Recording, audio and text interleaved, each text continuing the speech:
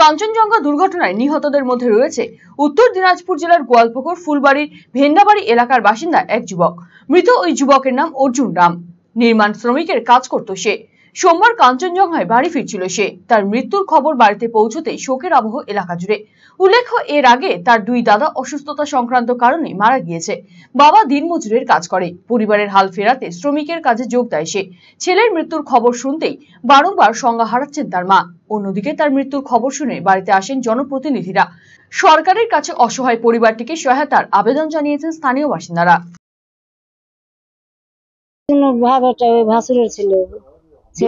কিভাবে খবর পেলেন? খবর পাচ্ছি, আমার বড় ছেলেটা ওই জায়গায় ছিল, বললো যে মা এরকম এরকম ঘটনা, ওই ট্রেনে আসছে, একটু খবর নাও, বাড়িতে আসছে না কি, আসে দেখছি অর্জুন আসেন না। তারপরে আমরা খবর পাইছি। মানে কবে খবর পেলেন? খবর কালকে পাইছি 1টার সময়। রাত?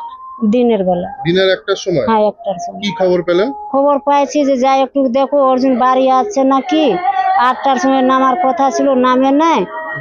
যাই একটু দেখো নামছে নাকি, আসে দেখছি না আসে নাই বাড়িতে। তারপরে খবর দিয়েছি ছেলেটার, ওই ঘটনা মারা গেছে। কখন শুনলেন? মারা গেছে ওই 8টার সময়, 8:30টার সময় ট্রেন পাল্টি খাইছে।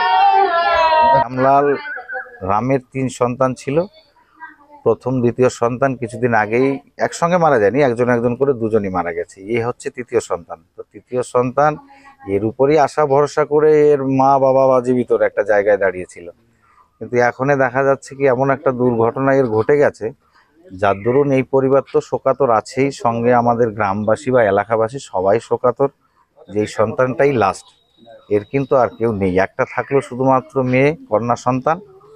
তারও ব্রেন অত ভালো না, এলোমেলো অনেক সময় কথাবার্তা। তো ওর আবার বিবাহ হয়ে গেছে। তো এই অবস্থার ভিতরে এখন এই পরিবারটা।